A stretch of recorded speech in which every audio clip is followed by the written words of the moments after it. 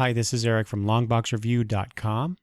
Welcome to my favorites of 2014, part 2, where I'm joined by some friends, Travis, John, and Matt, to discuss our favorites of 2014. But before we get to that, I just wanted to mention on March 7th, I went to Reading, Pennsylvania to attend the 10th anniversary recording session for Comic Geek Speak. And I just want to say I had a lot of fun. I met a lot of really cool and interesting people. It was just great fun to hang out with the geeks and to celebrate their 10 years. So I wanted to officially, on my show, wish them a very happy anniversary and best of luck for the next 10 years on Comic Geek Speak. And without further ado, here is part 2 of our favorites of 2014. All right, so we are at our favorite moment. Travis, what is your favorite moment in comics in 2014? That's always, hard. There wasn't anything outside of an actual comic itself, because I know sometimes in the past we've used this as kind of a category to say, an announcement or, that sort of a thing. But for me, this time it was in a comic. I had originally written down that it was something from Saga, but I went back and looked, and actually that happened the prior year, so I couldn't really do that. But I'm going to go with in East of West, issue number 15. At the very end, there's a character in this, for people who don't know, who is the offspring of death, the son of death, of the four horsemen of the apocalypse, death, and he is escaping from a prison that he's spent most of his entire life in. He's I guess he's like a teenager, but very smart and that sort of thing. He's hooked up to a personal computer that are basically his eyes that show him the world. There is a prophecy that this kid will end the world, and but he seems like a reasonable kid. He escapes from this prison he's been in this entire time. He's running away, and his computer, his onboard computer, which is, like I said, tied to his eyes, and it's like tethered to him, and its name is Balloon. It goes by Balloon. That's what the kid calls it, is Balloon. And it's showing him the world, and it's showing him this world where it's a vast wasteland, burnt up fields, and that sort of stuff, and the son of death is saying, yeah, this is horrible, we have to fix all of this. I mean, clearly humans in society are just destroying everything. We need to take care of all this, fix the problem, implying that he's going to do something really big and awful potentially. And then the final page is you see what is actually there, and he's wandering across this beautiful rolling fields of sunflowers and whatnot. So you get this sudden reveal that this computer is actually the evil thing. It's not the kid, but because of what he's feeding to the kid is going to become basically the equivalent of, I don't know, the Antichrist or that sort of thing, based on the reveal. And I thought it was incredibly effective, because you get this panel of him being shocked. Here's the wasteland that he's seeing. It's just, everything is horrible. It's just burnt and decayed thing. And then you flip the page, and he's talking about how depressed he is, about how horrible everybody wrecked everything. And really, it's like a tranquil painting that he's walking through. Everything is beautiful. So, to me, it was very impactful. Yeah, I had a similar response to that. I enjoyed that moment as well. Yeah. Yeah, actually, I had all kinds of cussing of surprise when I was like, "Holy," But yeah, that's my favorite moment. Any other moments you want to mention? No, that's it. All right, Matt, what's your favorite moment? All right. Well, my runner-up was in the Edge of the Spider-Verse, which is the Spider-Man multiverse thing going on. There was one page which had the Hostess Fruitcake Spider-Man getting eaten by one of the vampire-like creatures hunting down all the Spider-Men. And that was just amazing to just have them play with that directly. Yeah. And I just kept coming back to that page. Wait, are you being literal? That this is not like an exaggeration of something? No. So the page is it's Spider-Man being like, I just saved the day with a hostess fruit pie. They might have used some, slightly, you know what they're talking about.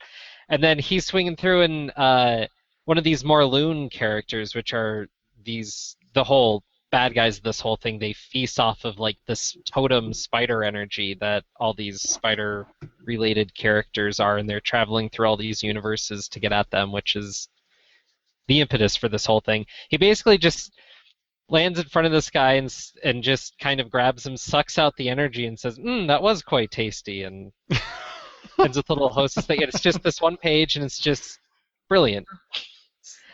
Wow. Yeah, that was my runner-up. And my main moment for the year was when, in the Ninja Turtles, when Donatello betrays his brothers and Master Splinter and everyone and makes a pact with the Shredder to help take down Krang. Oh, what issue is that? I can't remember the number, but that kind of came around in the most recent issue. But when that happened, they played that out for months. That stuck with me. It was my favorite character, betraying the family, and that was my biggest moment. That's cool. My favorite moment came from a book I think we all read.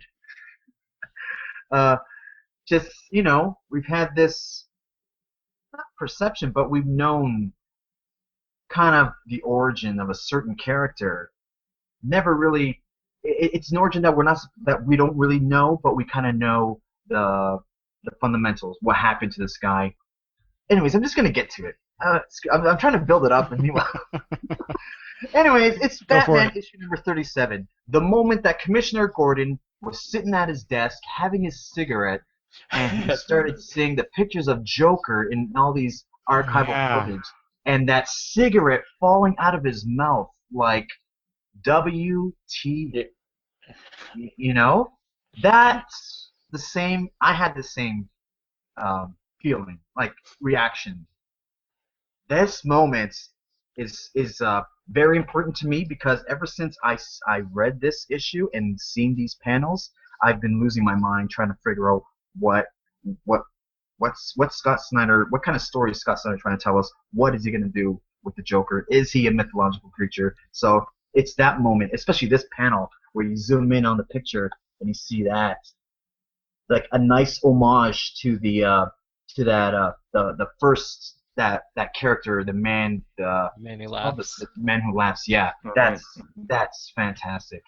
I can go further, but there's two moments actually in this book that really, as the story was progressing towards the end, where Batman finds that Joe Chill Jokerized, and there's no dialogue in these panels, but I love it. I love how you see the blue panels are Batman versus Joe Chill, and the oranges is Commissioner Gordon versus the Joker. And I love the fact that both of these characters are staring at their biggest fears. They're, obviously Joe Chill is the reason why Bruce Wayne is Batman, and Commissioner Gordon that's his biggest fear is the Joker from what he did to obviously Barbara and all that. And so it's this moment with no dialogue as well that I can't decide what is.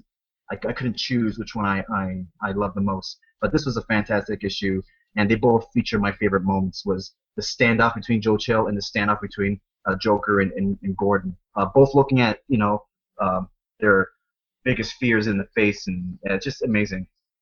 So is it John? Is it in that issue or is it in the next one where? And this was a WTF moment for me was when we find out that Joker knows who Batman is. Can I tell you the last panel, Bruce? Okay. Oh, Bruce. Eric. Yeah. The last panel is... Last panel. Hello, Bruce. Yeah. Yeah. He calls him. Yeah. Yeah. He calls him. He picks up the phone.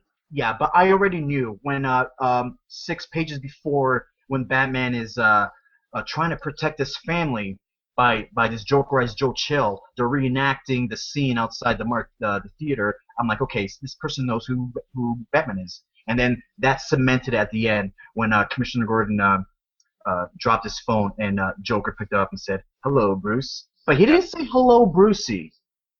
So I don't know. Yeah. Yeah. I'm freaking out here over this Endgame stuff. I honestly have, like, in my basement some a dry erase board with all these things I'm piecing together.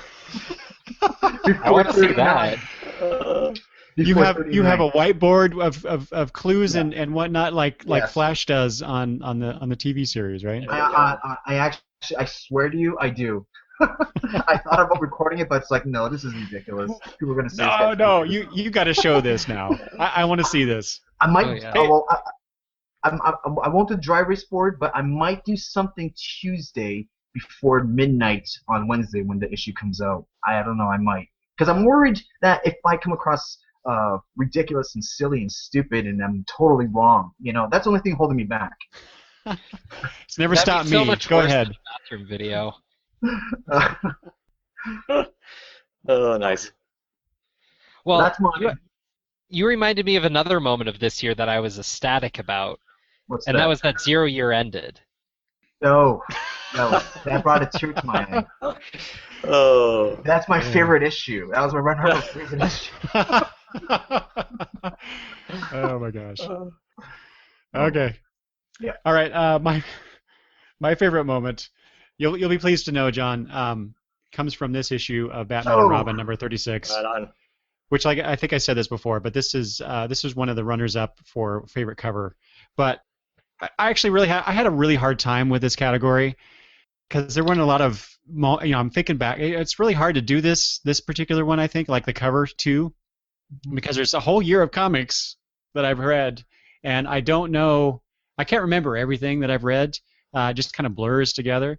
But when I read this, or when I was thinking of these categories, and what would I choose for this category, I immediately thought of this one, or almost immediately. But it's the very end of the issue where Batman has gone to Apocalypse. His former partners have dressed up in their Robin costumes in tribute to Damian, and he's fighting through was it Caliban and the parademons. At the very end, on a full page splash, you have this image of Darkseid Shadow and Bruce just standing there, being badass Batman, going, about time you showed up. Nice. And it's not like a huge breakthrough moment or anything, but it really reminded me. I took notes here so I wouldn't screw this up. It sent me back to my childhood, where epic superhero fights, or ones that are about to happen, anyway, in this case, were just as cool as hell, and I could not wait to read the next issue just to see what would happen between those two characters. That's It was just perfect. That's perfect, man.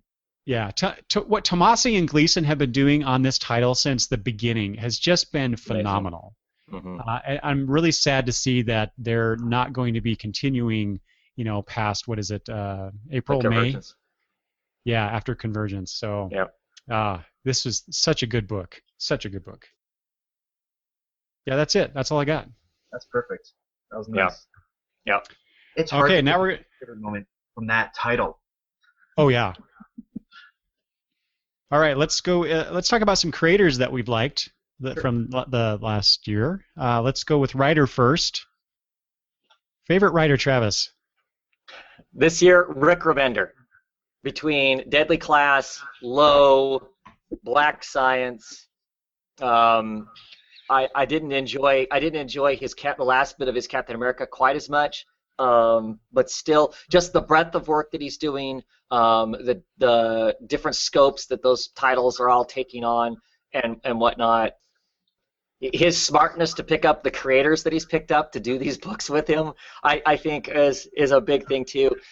So that's my pick this year for Writer of the Year. Two of those books, Deadly Class and Low, hit the top of my list for a lot of these categories. whether I actually end up picking them or not. So that's what I'm going with. I'm going with Rick Remender. All right. Magical Any Matt. any honorable mentions there, Travis, or is that it? No, I this year for me it feels like Grant Morrison.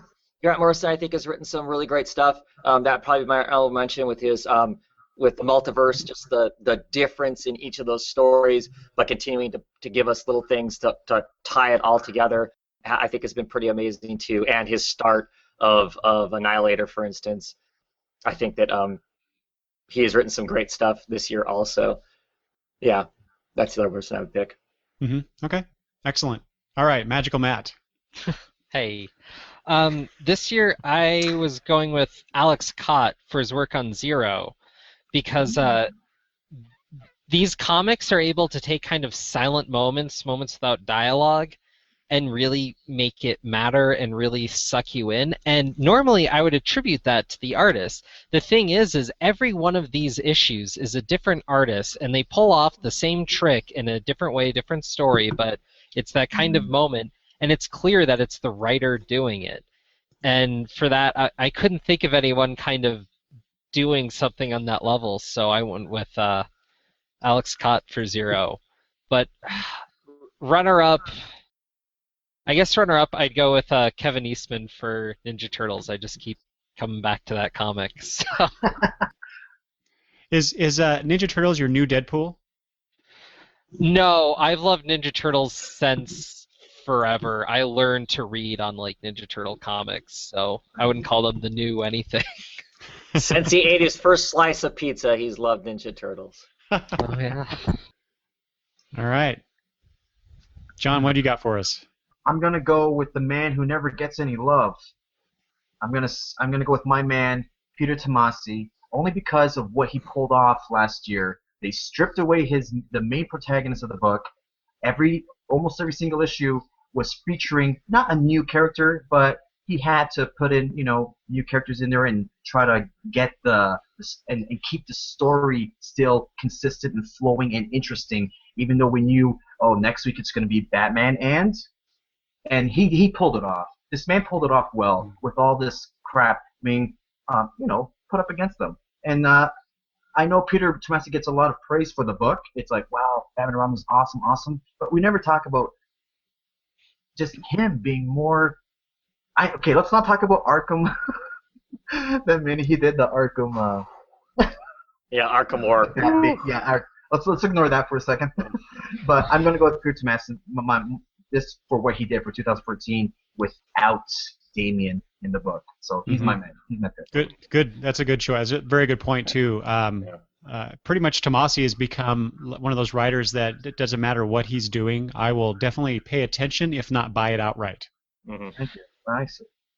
Tomasi is a great character. He's always been doing something at DC that's worth picking up. He's done a lot of cool stuff, and it's usually kind of like, I want to say like B-books, like not the stuff they promote as much, but that usually gives him the clearance to kind of do what he needs to do, it seems like. Yeah. And I would even go so far to say as the book was better without Damien in it, and him trying to push run with all that. No.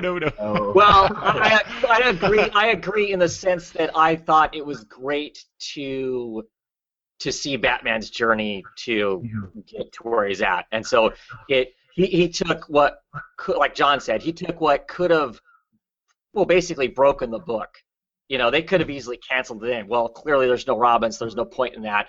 Allowed him, as opposed to anybody else, to tell this journey of Batman, coming to grips and then dealing with the stuff he needed to deal with in Gotham, telling its own story there with the Two-Face stuff and that sort of thing, and then getting on the task of going after Ra's al Ghul for stealing his son's corpse and stuff. And you're right. I mean, it's great. I mean, I think if they would have given it to any other writer to handle it, it would have been about stuff that wouldn't have been nearly as gripping. And so it definitely is a great book of the year, for sure. So isn't Tomasi? I just looked this up, and I can only find one reference, but maybe I'm wrong. He's only doing one book post-Convergence for DC, isn't he?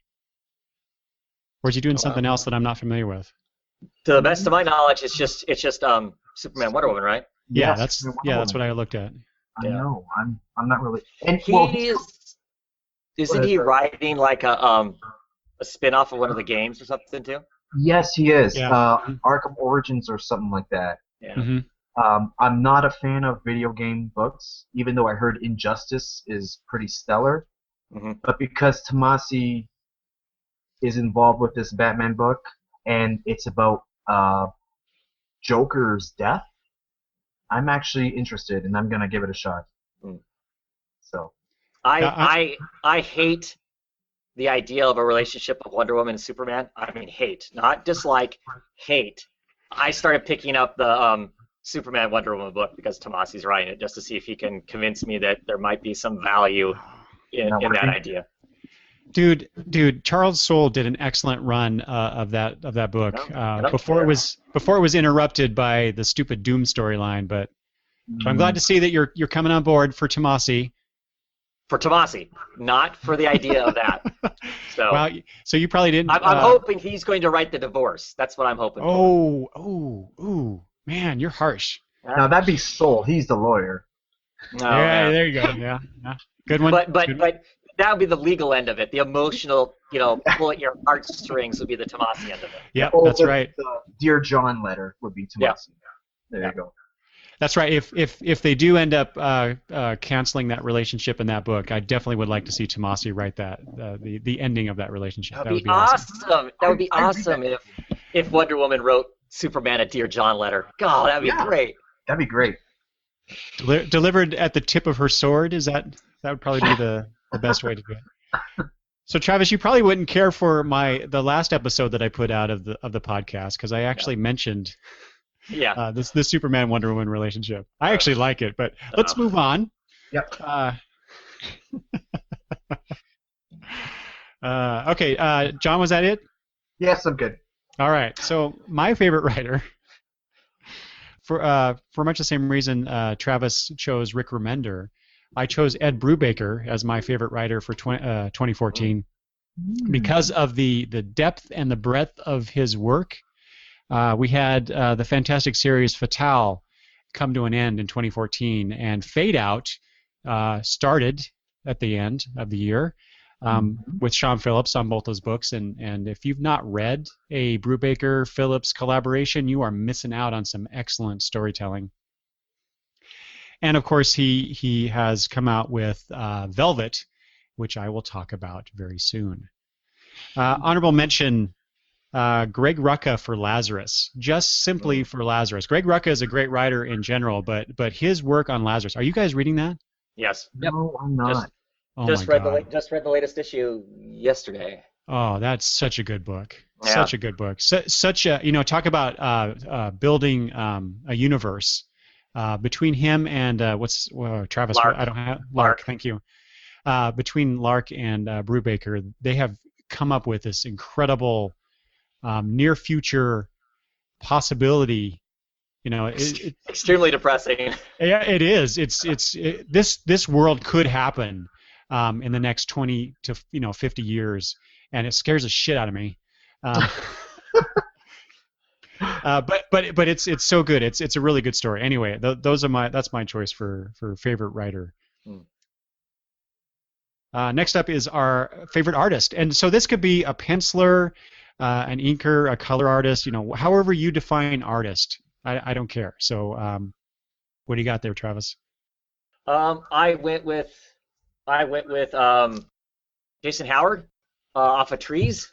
Oh, wow. I was there. And there's a lot of people I could talk about that I love, but I love the way this book is drawn. His people are excellent. I just think they're drawn very well. They have great facial features. I love every book. This is the one I shouldn't have picked because it's, well, here, I'll cover the stuff that's inappropriate. But every issue opens up kind of like a book in the fact that you get your title page and there's a bleed over from the title page as the story starts and whatnot. He picks very artistic angles to have the camera shot from, for a lack of better description, of where our eye is at, the angles. If somebody's sitting at a table, drinking a glass of wine or whatever, you're not going to get it at table level. It's not going to be a level kind of thing. It's going to be not worm level, but somewhere in between that. So you get these interesting shots, interesting views as far as the world around it is very dynamic. The backgrounds are excellent because there's plenty of stuff going on back there. If you're staying in a city, there's all the stuff that would be in a city is there. Nothing is cheated along the way, and I just think it's great for a monthly book. I have no idea what else he's ever done. This is the first stuff I've seen of his, and every time I pick it up and read it, I go, oh, I gotta go look and see what else he's done, just because I love it. It has a Ryan Kelly ness to it in the facial features, as far as how well you can not read the words and know how people are feeling. It has a Gabriel Bra, Fabio Moon ness to it also, as far as the caricatures of the book. The color palette is muted but always works. It's great. It's a book where you get where he gets to draw kind of almost a romance novel of sorts to it. There's parts that are heavily sci-fi or horror ends to it. It's just got a lot of different elements that he gets to write in this, that just think that he does great stuff. Excited to find a new somebody that I'm not familiar with, and their art reaches me that well. So Nice. Runner-up would be Wes Craig from Deadly Class. His panel work, the craftsmanship, maybe you don't like the way the faces and that sort of stuff look, because he definitely has his own style for the book and the way he's doing it. But the craftsmanship that's involved in the paneling, the way the panels are laid out on the page, and to create energy through the book. There are some issues that have come out either the end of this year or the beginning of the current 2015 that are just amazing also, as far as the width of panels, the gutters around them, the way it creates the pacing is just incredible too. So yeah, that'd be it. All right. So my picks were, I guess, the runner-up. I know this is going to be popular to some of you guys. Greg Capullo on Batman, and just Capullo in general. I realized I probably would have dropped Batman if not Capullo being on the book, because just going through that book, the art really stands out to me, and the writing's kind of been up and down, but just the way he does the panels and the way, as long as he's not trying to do an homage to anything, it seems to really stand out positively to me. His covers, yeah, could use some work, but as far as interiors, I think he does a damn good job. But my pick of the year is Francisco Francavilla Beautiful. for Afterlife with Archie, mostly.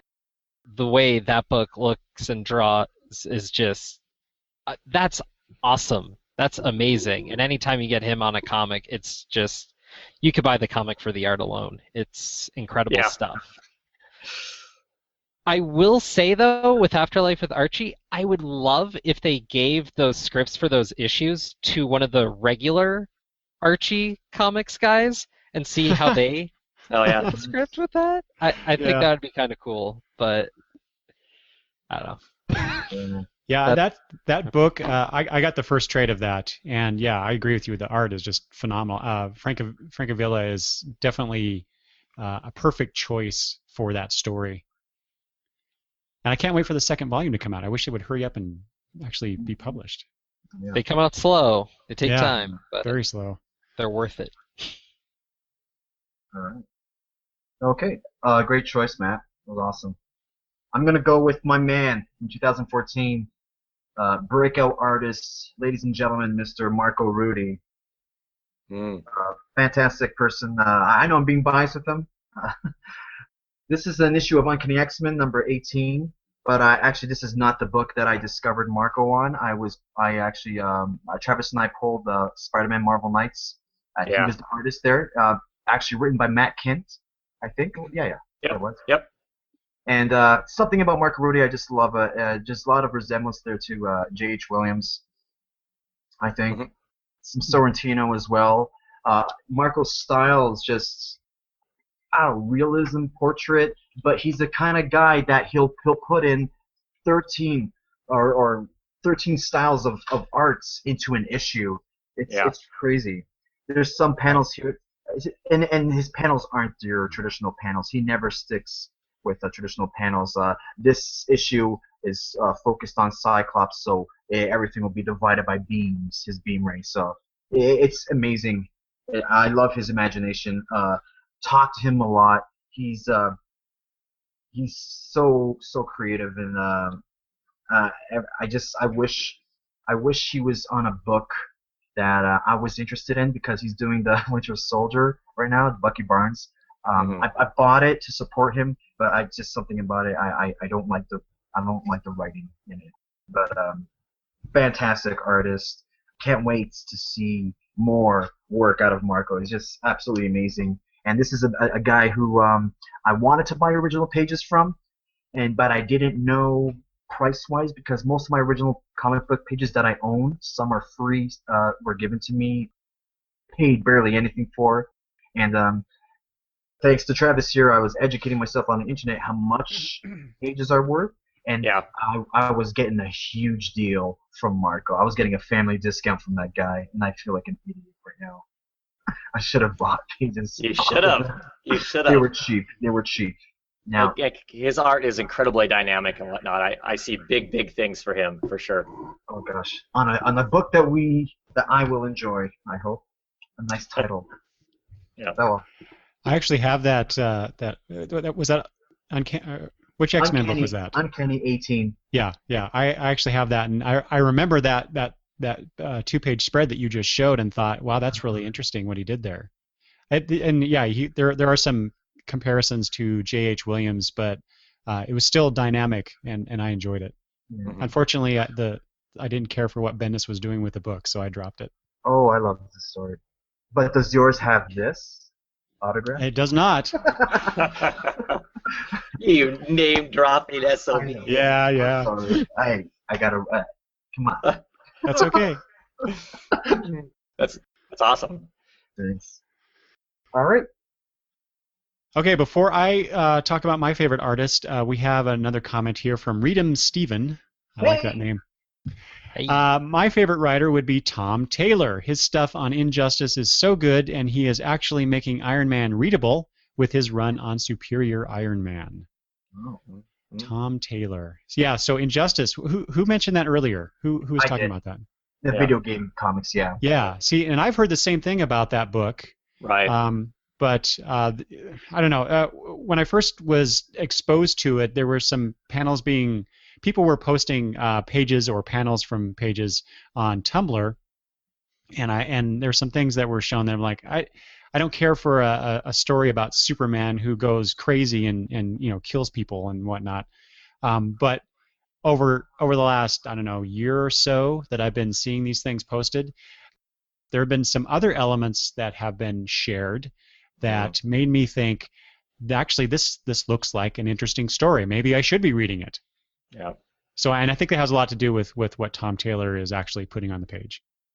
Well, maybe you came around when you decided you liked leaving Megalopolis too, which is basically a Superman running around killing people. Well, yeah, that's true. Okay, so my choice for favorite artist. Let's see here. Well, I'll just show you. Oh yeah. Terry Moore. Terry Here we Moore. So wow. that was, I just showed you. I just pulled a random issue 29, but I mean it's very striking. With the girl in the red dress doing the Marilyn Monroe pose over a grave, an open grave site. But so that's really striking, sure. And Terry Moore can draw beautiful women. We've known that since he's worked on Strangers in Paradise. But I mean, look at the background with the trees and the grass. I mean, the guy draws weather in his comics. I mean, how many Yes. people do that? And he does it Yes. in such an interesting and visually acceptable, I'll just say, way that it's not realistic, but it evokes the realism of the weather.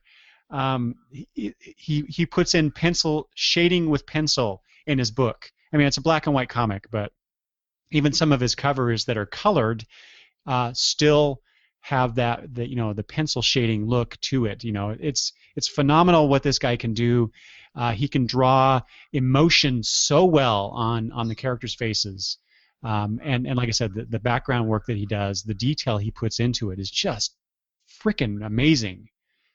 And bonus, he can do Peanuts-esque. Yeah. This is I'm showing the cover to SIP Kids, which just came out. This is number 2 that just came out recently, but issue 1 came out in 2014. I just couldn't find it readily to show, but so he can do funny character drawing as well as the more realistic work that he does. So the guy's phenomenal. And for those that are watching the video, if you're looking over my left shoulder here, there's a print. Was it the 20th anniversary of SIP print that he did, and showing Kachu up there. He's a great guy too. I talked to him at Emerald City Comic Con, and he's so quiet, but appreciative of the fans, and I just love his work, and he deserves any and all accolades thrown his way. Yeah, he's definitely on my list to meet for sure. Great pick. The thing about Terry Moore at this point to me is that if you say like best artist of 2014, he didn't register in my mind because he's just one of those people who's like, yeah, of course Terry Moore's great. It's been such a constant for so long, it just doesn't like stand out. I just expect the stuff to be great when I pick it up and have been for years. That was interesting when I heard people talking about Rachel Rising, kind of more last year. A lot of people are starting to jump on the book, and they're like, "Oh yeah, this is such a great book." I'm like, "Yeah, I've been saying that since it first popped on, and I just kind of figured people knew it's Terry Moore, right?" Like. So Matt, have you read Strangers in Paradise, and what was the other one he did? Echo, yeah. Yeah, I caught up with Strangers in Paradise as it was going, and I kind of read that in trades, and I had to wait for the last 2, which is really painful because I read all the first, most of it in like 2 weeks because I just couldn't put it down. Mm-hmm. And then getting like Echo issue by issue is just incredibly painful. I know. See, I did it the opposite with Strangers and Echo. I bought the trades, and then but with Rachel, I decided to jump on with the single issues. Mm-hmm. Either way, you could enjoy Terry Moore with more. Yeah, he's such a great guy, but I went and tracked down some of his DC work because he did a small run for Birds of Prey way back when, mm-hmm. and it's I got that too. Not the same in my mind. It's not. but it's still good. I mean, I don't think that guy can draw a bad picture if he tried. Sure if he tried. Well, maybe if he's trying to emulate Capullo, perhaps. Oh, jeez. Sorry. I'm joking. Totally joking. Last issue of Rachel Rising was fantastic, by the way. Okay, let's move on to our favorite. And I know, Matt. Well, I think Matt was having trouble with this. Favorite media adaptation, or maybe it was Johnny. It was both of us, actually. Okay. It's everybody except for you, Eric. Yeah. We're all comic purists. That's it. We are snobs. That's right. I'm an elitist hipster comic book collector, and if it's not printed or a digital representation, it's not worth your time. I'm not even digital. What are you talking about? The D word. Check out the this D guy. word again. Holy crap! We are out of here. Yeah. Well, did you choose anything at all, Travis? I did. No, I'm not a big fan of any of it. I mean, I watch a lot of it, but I don't know that I'm a fan. I mean, I'm excited by a lot of it. I did actually enjoy, surprisingly, Captain America: Winter Soldier. As far as like movie type thing go, I did actually kind of like that. Yeah, that's it. There's a lot of stuff I haven't seen though. I'm so far behind on like DC's animated stuff, for instance. I haven't watched anything that came out this last year. I know. I'm not about those. I'm missing out. I know I am. I just haven't gotten around to watch them because I've got lots of comic books to read, and that excites me more than then I'm sorry, it's the truth. You are a Then the media, snob. I am. Then the media adaptations of that stuff, there's been enough letdown type stuff that despite the 10-year-old me going, oh my gosh, all this stuff would be cool and exciting. The reality is it's never as cool as exciting as what my comic books were as a kid. So I don't know. There are aspects of Gotham that are fun. I'm finding more and more that I don't like the Flash, which I know puts me in which I know puts me in a minority. Everybody else loves that feel good, whatever. To me, it's cheesy and beyond predictable. And Wait, weren't you just telling me just not too long ago that's a CW? That's yeah, what CW does. it is, and it's hitting those so hard that it's. I guess if I'm gonna have to watch CW, I'd rather be the melodramatic, over the top, ripping off Batman Arrow. You mean Arrow, yeah. Right, then Arrow, than the Flash version of it. So I don't know. I guess. Yeah. All right. What about you, Matt? We're all gonna be. No, So for me, it was actually really easy once I got down to it, because I was thinking, what, like media adaptation stuff do I care about? Oh, video games. The only superhero video game that really came out this year was the Amazing Spider-Man 2 video game, which kind of took a different twist on Spider-Man stuff. So you had Kraven training Spider-Man on how to hunt down people for a while, and you had to do different photo stuff. It was pretty decent. It was the only one that came out this year, so it was really easy to pick. It's not as good as a couple other Spider-Man video games that have come out in the past, though. So, yeah, but better than the last one. I don't know. So that's my pick. Okay. Well, obviously it sounds like I shouldn't have had this category, but John, what do you got? I bought all the DC animated films that came out in 2014. I enjoyed those, especially the Suicide Squad in particular. That was fascinating. Loved seeing that characterization of Harley Quinn. Fantastic. Actually, the best movie of 2014 lasted 25 seconds, and it was debuted in the San Diego Comic-Con, and that was the trailer for Batman and Superman. Those 25 seconds was the best movie I ever saw in 2014. Just because you know what? I said that loud and clear at a bunch of local comic shops, and everyone got a chuckle out of it. And one guy's like, "No, seriously," and I'm like, "No, I'm serious." So it was, but animated films. The Suicide Squad was fantastic, and I took my kids to watch Guardians of the Galaxy because they wanted to, not because I wanted to. Winter Soldier, I don't know, everyone was telling me, watch it.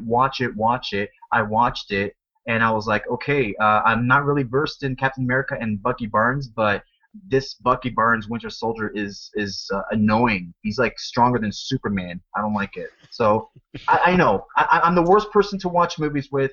I do like Gotham because it's not like the comic book, Right. which I appreciate.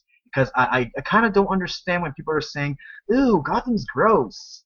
Fish Mooney is not a real character, or that's totally away from the comic. It's like that's good, because if you're trying to copy arcs and things from the comic book and you're getting it wrong, then I'd be more upset. But it's not, so I kind of welcome Gotham into my television every Monday night.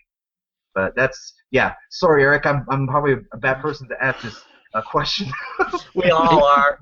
You made me think of something else, though, that I did really like media-wise, and that was the DC stuff they put out in celebration of Batman and Superman, so like those Bruce Timm minis and like the kind of like going through the costumes of Superman and all that.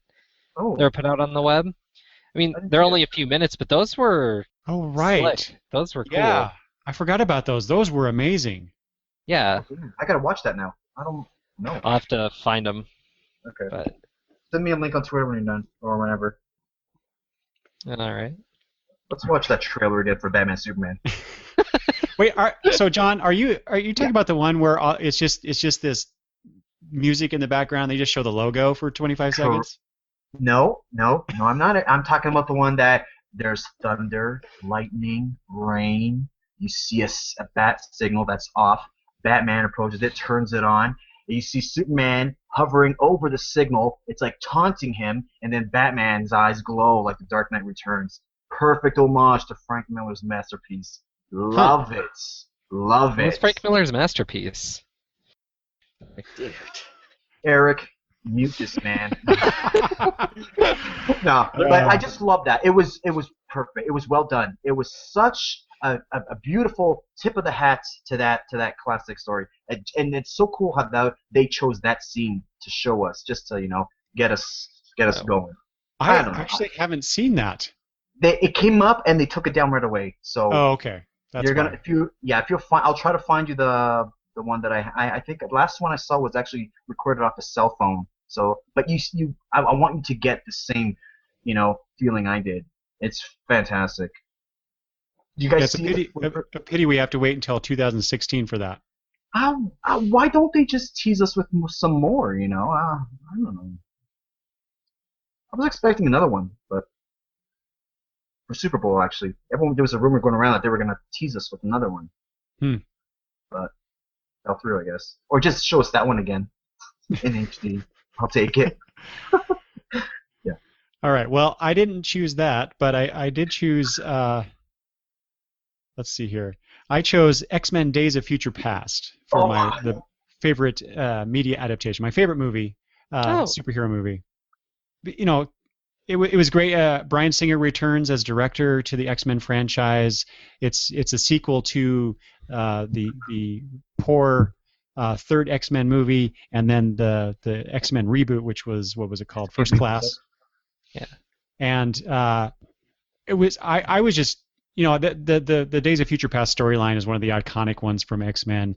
But what they did in the movie, what I like about the movie, and what I like about movies that do this, or like you guys were talking about Gotham, it's not like the comic. They've taken liberties. They're expanding the universe. They're going in different directions, and I felt that they did that on this adaptation. Now, obviously, it's a little closer than perhaps Gotham is to the Batman books, but they added elements to it that I really appreciated. I'm not a huge X-Men comic reader or fan, so a lot of this stuff was, not new to me, I wasn't as versed in it. And so I was exposed to certain characters and situations that I just didn't know a whole lot about. So it was fun. It was a fun ride, and I'm looking forward to the next thing that they're going to do. Although I have to admit, when they did that post-credit scene with Apocalypse, yeah, I had no idea what that was. That's how unversed I am with X-Men. I loved it. Oh. Everybody's going in the theaters going gaga. I'm like, and my family, who tends to go to the movies with me, were looking at me because they always look at me like when Thanos shows up at the end of Avengers, right? They're like, who's that? I'm like, and I'm just going ape shit. And then I see Apocalypse. I'm like, okay, everybody's going crazy. I have no idea what this is. So, but now I know, obviously. But it'll be fun. We'll get you reading X-Men. We'll start on a small diet and build up. A small diet of X-Men? Are you kidding me? Yeah. There's some gems you can start with. Yeah, I don't know about that. I like Days of Future Past. Chris Claremont is not one of my favorite writers, so. And there's a lot of great X-Men that's not Claremont. I'm sure there is. I no interest in going back to that unless they make a movie out of it. Oh. Ooh.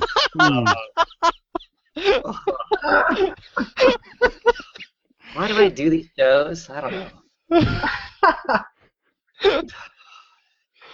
All right. Let's go on. Two more categories. Let's talk about our favorite ongoing series. 2014, Travis. I'm assuming. Well, my runner-up is Low. I've really been enjoying it. I enjoy the art in it. I like the setting, this kind of apocalyptic setting, and the fact that the whatever world they're on, whether that's Earth or whatever it is gotten so hot that they have to keep receding deeper and deeper into the ocean because they're getting so close to the sun that it's basically land, if there is any, is completely scorched, kind of a thing.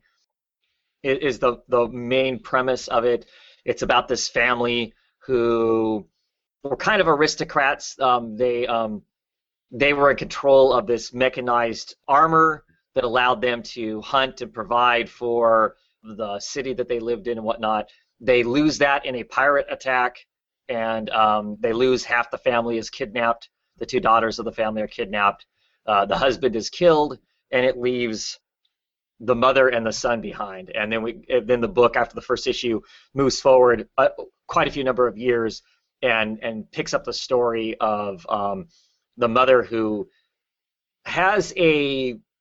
she's an extremely hopeful person, and I am enjoying the story of her and how she can figure out how to maintain that level of hope with the horrible stuff that's happened to her and the horrible things that continue to happen to her and what's left of her family is just, I think, is incredible. The art by Tanichi is just grand. It's this kind of painted work that I really love. And so that's my runner-up. The book of the year for me is Deadly Class.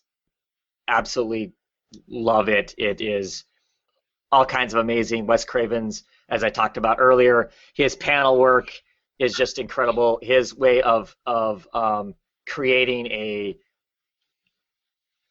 an energy and a pace is just amazing. The characters are fun. It's set in 1987. I still remember 1987 very well, despite it being a very long time ago. So I appreciate that. I appreciate the little bits and pieces that are in here that are so much about the 80s that I think if you aren't from the 80s, you might miss, but it doesn't take anything away from the story not knowing that stuff. The book has very violent and very vulgar moments in it. The main nemesis of the book, I probably won't say his name on air, F-Face, you can fill in what comes after F, and that's literally what he goes by. That's his name in the book, but still just so enjoyable on so many levels. The relationship issues that go on in this are fabulous also. Just great. I just love it. And those are my books. Are both those written by Remender? Yes, they are. Okay. Oh, So you can avoid both of them. Well, I have, but apparently I need to adjust my thinking. I would say so, but whatever. So, Travis, just real quick, you mentioned that it's set in 1987. Yes. And so how much of that year, that era, is integral to the book? Not a lot. I mean, some people, when the book first came out, they threw some fits because the main character, people wanted to think that when the first issue or so, that they mentioned Reagan because Reagan's president and Reaganomics, and that kind of being the kid is homeless and the main character is homeless at the time, and there's some implication that that's why. I didn't really think that was necessarily the case. I mean, they're basically just describing this is the era, this is what was going on during those times. But it's not. I don't think it's an intricate part of the story. There's like I said, there's little things. There's some homage to the Brat Pack stuff that, of course, was going out in the 80s, right? As far as the movies go, there's kind of some of that there. There's some similarities and some homage to that sort of stuff. There will be 80s references in places. Because, I mean, it is the 80s, so if you see a band T-shirt or that sort of stuff, it is that stuff. Some of it is more obscure 80s stuff. I mean, now, I think people who are going back and looking at the 80s would say, oh, yeah, I know that stuff. I think a lot of it was somewhat obscure, because it'll be like the punk scene and whatnot. Clearly, me and you, Eric, having grown up basically in the same place, a lot of that scene, I think, is probably unfamiliar to us, at least, because of where we lived at tended to be 10 years behind everybody else anyway. But so it has some of those elements in it and whatnot. But it's not linchpinned on that. You could read it not knowing it's set in the 80s, and I don't think it would throw you off any. Do you, John? I mean, I know we enjoy the 80s bits and pieces of the book, but that isn't. Exactly. That's not the reason why I like it. Yeah, it's not linchpinned on that, but a lot of us that are from the 80s, we appreciate those bits and pieces. Yeah, but it's a nice dusting of '80s nostalgia Right. that just makes me say, okay, Rick Remender, I know this book is amazing, but that's all it does. I'll be the judge of that. There you Yeah, go. whatever. Okay. Next up. Oh, well, John, do you want to go ahead since we're just talking about Deadly Class anyway? Yeah, it's not gonna. Yeah, I'll go like 2 minutes. Just saying. Travis I did can go get a drink and let you finish. Travis did a great job talking about Deadly Class. Yeah. The reason why. I don't know what it is. See, Travis did a fantastic job. Yeah. But anyways, yeah. This is when I got back into comics. I started. I was introduced to indies because of Travis's show No Capes, and of course a lot of fantastic indies. I discovered like Rachel Rising, Peter Pan, stuff like that. But there's something special about Deadly Class. I don't know what it is. I haven't figured it out yet, but it basically is the comic book that I've been waiting for since I got back in. Okay, I know they're assassins or teenage assassins and stuff, but there's a lot of things in here that are kind of relatable and make it relatable. I don't know what it is yet. Just it's fantastic.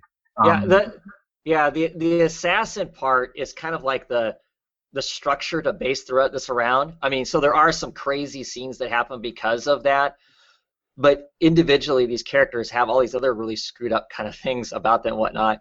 It's got the relationship stuff going on that I don't know about you. As I'm reading it, I'm like going, maybe because I'm older, and Marcus, of course, obviously is a young man, in high school-ish, basically. I'm screaming as I'm reading the book, no, don't do that. That is such a mistake, in the relationship stuff. What's happening, you're just like going, oh, God, don't kiss that girl. Exactly. Just walk away, like, I know. I forgot what I was going to say. Oh, one thing I love about this class, or this clique, I guess, if you want to compare it to the Brat Pack, but it's how they start off, they're introduced like they're all hard asses.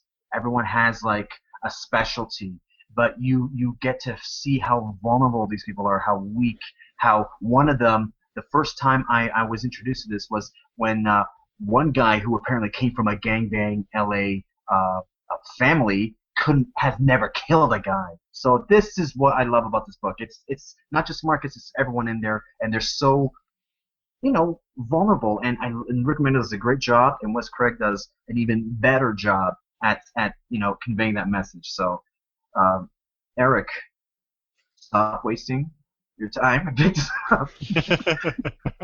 Yeah, that's it for me. All right. Well, this was the hardest one for me to pick because the runner-up. Deadly Class, come on. Yeah. No, Just no, say it. definitely Just not. say it. No, it's not Deadly Class, man. The book's okay. Ooh. I like it. I read it. I get it. It was one of my runner-ups because my runner-ups was, every book I talk about consistently on Wednesday's Serial, Wednesdays on YouTube. Nice Serial. plug. Yeah. It's not Deadpool. It was Wonder Woman this year with Brian Azzarello and Cliff Chang doing that, because that is what I want to see out of an ongoing series. I want each issue to kind of, have its own thing, be its own satisfactory chunk of the story, even if it isn't completely its own story, and it all ties into this larger epic tale. Like, I'd rather have these serial stories continue and build and mean something when it's all said and done, and that was one of the most impressive runs on Wonder Woman basically ever, and I think it should get extra accolades. It did something that I want to see comics do more and rarely manage to pull off. So 100% agree. Matt, are you reading the oh gosh, who's on the book now? Finch, yeah. I gave them one issue to try because I've been reading Wonder Woman before Brian Azzarello took over, and I like the character and all that. In one issue, I just decided I couldn't take it and dropped it. Same story with Batgirl. So DC saving me a lot of money. Yeah. All right. So we're down to the wire. What did you pick? All right. So I'll start with my my honorable mention first. Just simply Alex and Ada Wow. by Jonathan Luna and Sarah Vaughn. I talked about this comic and my pick that I'll talk about in a second on episode 75 of the podcast. It's just such a good story. It's a romance. It's a sci-fi romance comic, which is just it's a interesting combination. I almost can't believe I'm reading a romance comic that I love so much. But that's just the power of the story and the characters that Jonathan Luna and Sarah Vaughn have created. The art is, again, it's if you're familiar with Luna's work, his art is kind of a simple style, but it's very very evocative in the emotional sense. Everything else is, his backgrounds and whatnot. Those are very simply put on the page, and there's not a lot of intricacy there. But the characters, the people that he draws, the way that he conveys these feelings that the characters have, comes across very well, and the plot itself is interesting. It's engaging. It's just a good book. But so every week, or every month, I should say, I'm looking at the titles that I get to read, and one book through 2014. There are a lot of good books out there, but one book in particular, whenever I got it in my shipment, it became the number one. I want to read that book in my mind, and it's Velvet by Ed Brubaker and Steve Epting. This is just so much fun. It's a spy book, which apparently I like. I didn't realize that. I don't think I've not read like spy novels or anything. I enjoy the James Bond movies and whatnot. For some reason, this book is really killing it for me. A lot of it has to do with Steve Epting's art, which is kind of, in a sense, the opposite of Luna's. It's very detailed. There's a lot of stuff going on in the backgrounds. The characters are drawn very well. A lot of times, artists can do, the front face shots of characters, but you turn their heads slightly and then things look a little off. And Steve Epting doesn't do that. He doesn't matter what angle he's drawing. It looks like the same character every time. It's just a really cool story. Velvet Templeton is this aging former field agent for the spy agency, and she gets drawn back into duty after 15 years, I think it is, of not being a field agent. Mm-hmm. And she's trying to figure out the mystery of who killed this particular person, and she ends up getting framed for it, and that's where we're at with the story right now. It's a period piece as well, which I particularly like. I'm a big fan of 1960s period piece stuff. This is actually set, the modern day of this is actually set in the 70s, but we get flashbacks to earlier times, the 60s and the 50s, when she first started doing this work. So it's just, you get all that, the political intrigue, all the spy stuff, and it's just a lot of fun. So it's my pick for the year. I've heard people like that book, but I haven't heard anyone give it that amount of praise. So. Really, and neither have I. So that I'm kind of, I talked about this book as well, obviously on episode 75 with Alex and Ada.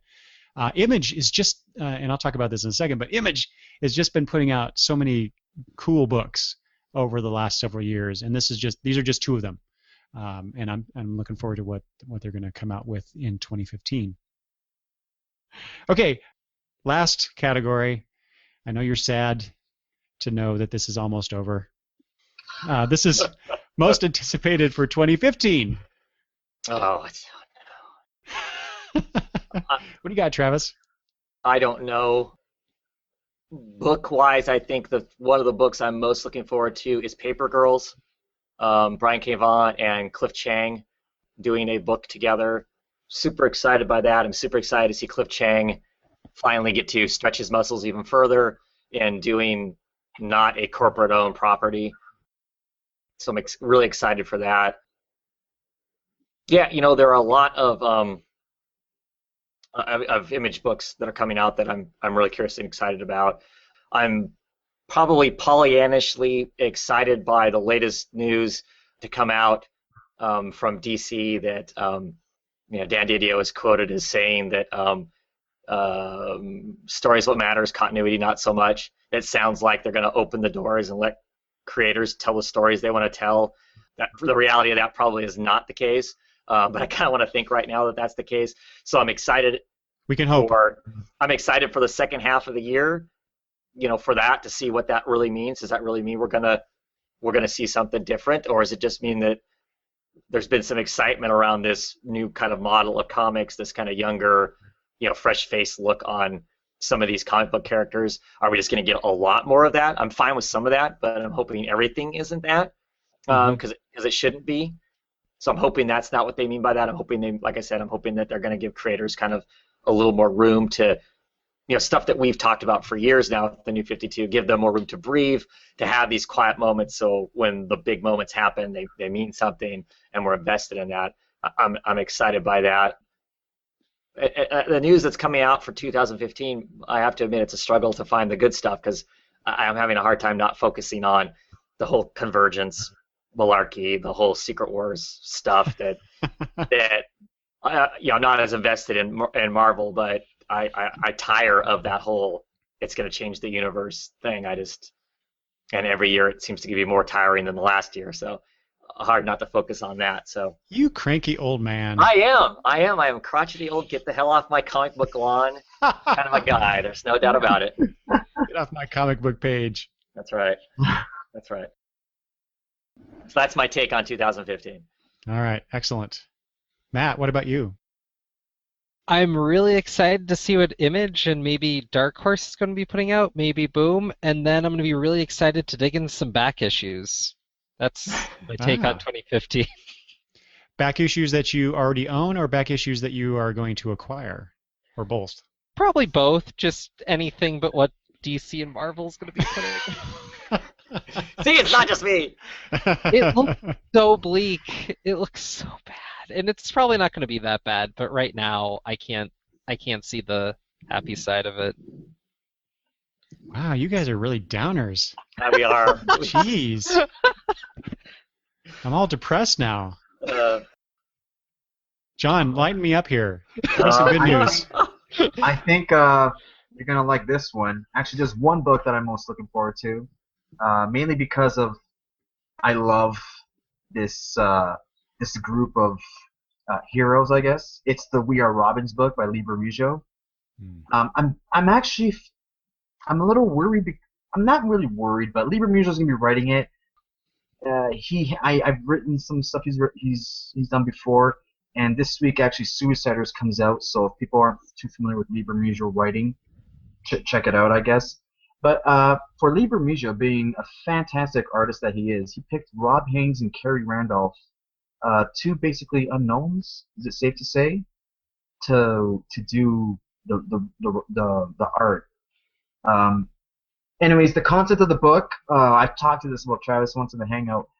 It wasn't what I was hoping it was going to be. It was that concept Lemire brought up first, which is a concept that I've been talking about for like forever. The original Robins, a book of just original Robins coming together. Yeah. Probably just having what's that called? Water cooler talk about their boss, Batman, something fun like that. But it's going to be a group of kids that just take up arms against they're gonna debut in Detective Comics Endgame issue, I think. That's where we're going to get our first look at them. So I'm curious. It has Robins. The cover looks fantastic. That's actually one of the book that I'm most excited for 2015 is that book. Seriously. I'm actually looking forward to that as well.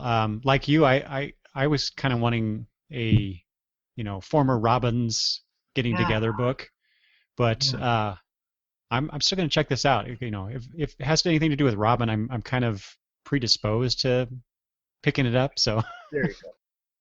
Eric, are you hoping for? Do you think they're going to have some, let's say, other Robins coming in and mentoring them? God, I hope so. They're going to have to include some of them. Yeah. I just hope it's not just Red Hood.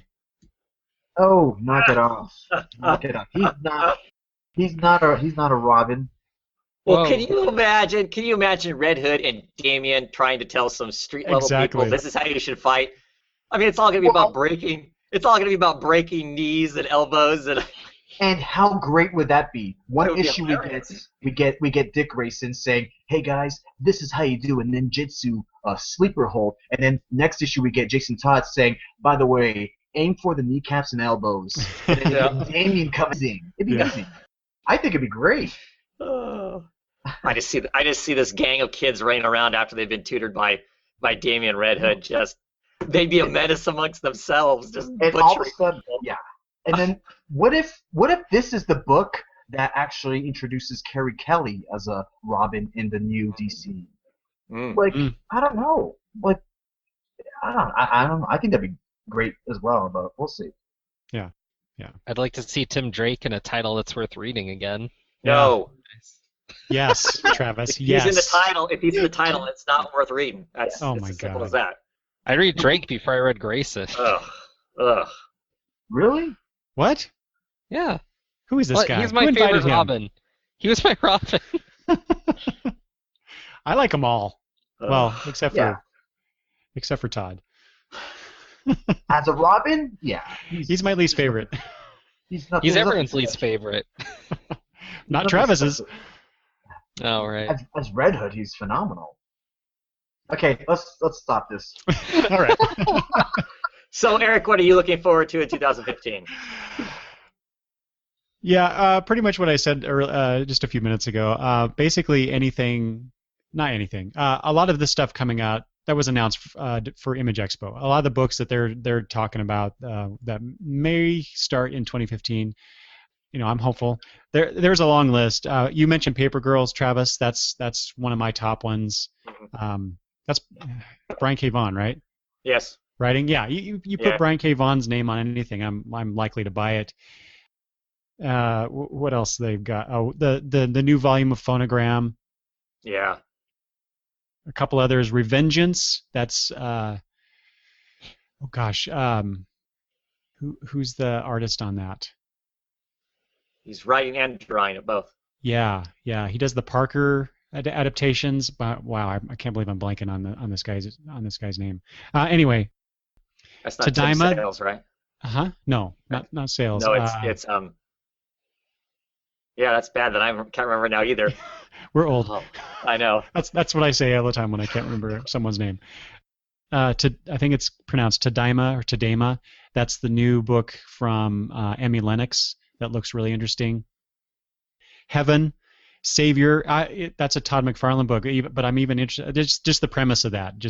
I'm really curious what they're going to do with that. That does sound great, by the way. I did read a preview. Savior. Monstrous, just only because of that the cover image, the preview image that they put out on that, just looks gorgeous. So if that's what the book is going to look like, then I'm probably gonna have to pick that up just by the way it looks. Story sounds pretty good too, but yeah. Anyway, all this stuff from Image Comics is just sounds really good. They've, like I said before, in 2014 they put out a lot of great books. I talked about them before. I talked about a few of them today. I love what Image is allowing their creators to do, to put out these great comics. I just wish everybody else, meaning DC and Marvel, would do the same thing. And not that they don't exclusively. There are some exceptions, but by and large, Image is certainly hitting it out of the park more often and much further than stuff that's coming out of the big two. No argument from me. Yeah. Sounds about right. We agree on something. Is it unanimous? Oh, of course. All right, there we go. Oh my gosh. And what a great way to end the episode. Okay. Do you guys have anything else you want to say about 2014 in regards to our world of comics? I don't think so. No? They didn't say at the beginning of the show. Yeah.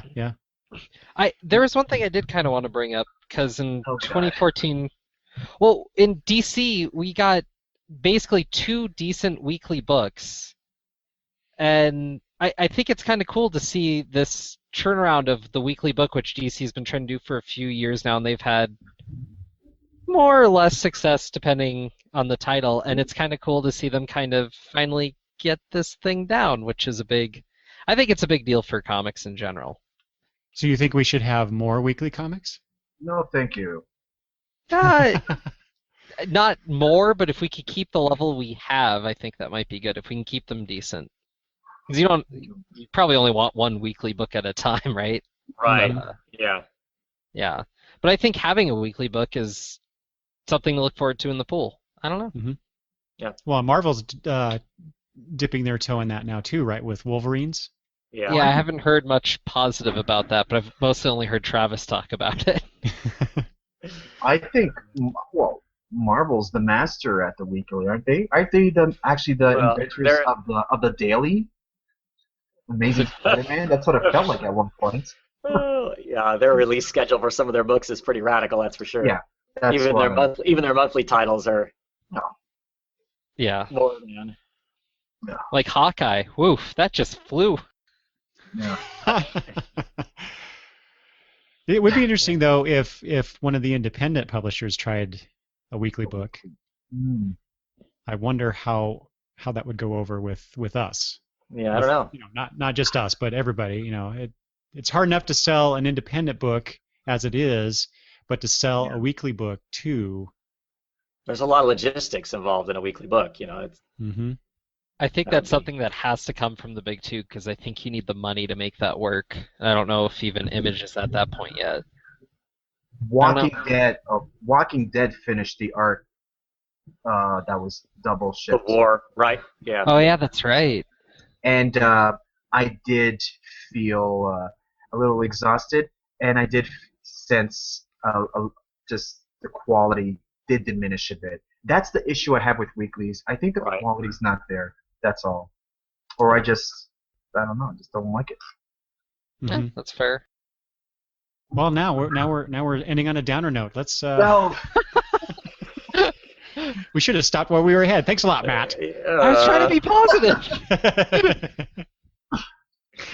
Okay. Well, we've been talking for, gosh, almost 3 hours, I think. Some of us were over that before we actually started the show.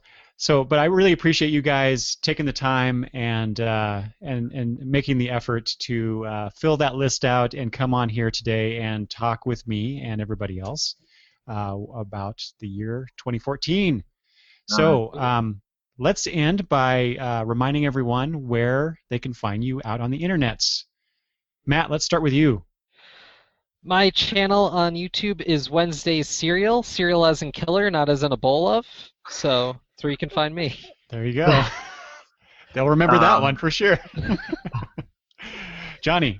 Yeah, Johnny DaCosta, DC Comics on YouTube. Two guys right here, Otto Sauce and Matt, part of my core group of Bat Chat. It was a monthly Batman show. Coming back for sure, sooner rather than later. And I do previews once a month as well. That's on Running with Comics channel. And that's it for me. All right, thank you. Travis. And of course, you can find me at Oddfellows Thoughts on YouTube. Don't just type in Oddfellows because then you get the whole society thing, which is its own adventure. But Oddfellows Thoughts, and I put something out at least once a week. So At least, yeah. Talk about daily. Prolific. And you do the comic book parfait, right? once a year. Once a year. Once a year. So we're due, Travis. We're due for another one. Probably are. Yeah. This was a nice version of it. Yeah. Yeah. All right, and I will, of course, put links to everyone's locations in the show notes for this.